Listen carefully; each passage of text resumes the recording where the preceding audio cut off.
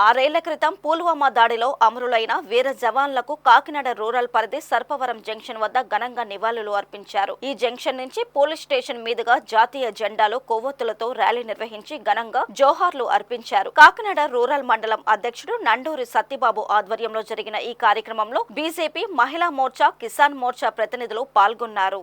ఈ సందర్భంగా BJP Kakinada parliament convener Rambala Venkateswararao మాట్లాడుతూ 2019 ఫిబ్రవరి 14వ తేదీన జమ్మూ కాశ్మీర్ పుల్వామా జిల్లాలో శ్రీనగర్ జాతీయ రహదారిపై కాన్వాయ్తో వెళ్తున్న సీఆర్పీఎఫ్ వాహనాన్ని పాకిస్తాన్ ఉగ్రమూకలు తయారు చేసిన మానవ బాంబుతో ఢీకొట్టడం జరిగిందని గుర్తు చేశారు. వెంటనే ప్రధాని నరేంద్ర మోదీ పాకిస్తాన్ ఉగ్ర స్థావరాలపై వైమానిక దాడులు జరిపించి ధీటుగా సమాధానం చెప్పారన్నారు.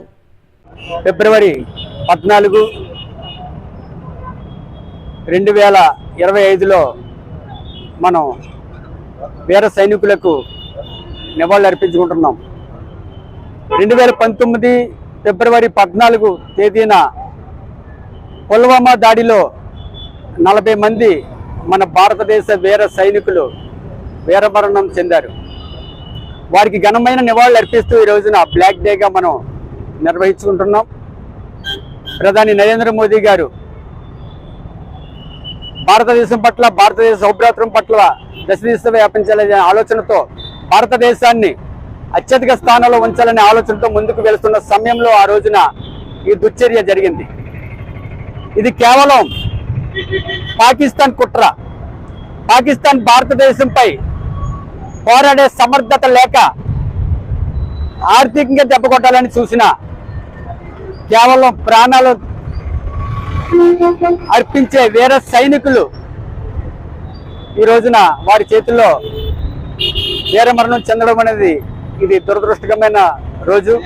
దీన్ని బ్లాక్ డేగా జరుపుకోవడమే కాకుండా మీకు తెలుసు, ఆ రోజున భారతదేశంలో ఉన్న ప్రతి ఒక్కరూ, ప్రతి కుటుంబంలో ఉన్న వ్యక్తి కూడా భారతదేశం పట్ల గౌరవప్రదంగా ఎవరైతే ఉంటారో, భారతదేశంలో ఉన్న భారతదేశాన్ని గౌరవించే ప్రతి వ్యక్తి కూడా వారి వీరమరణాన్ని స్మృతిస్తూ ఈ రోజున వారికి నివాళులు అర్పిస్తున్నారు.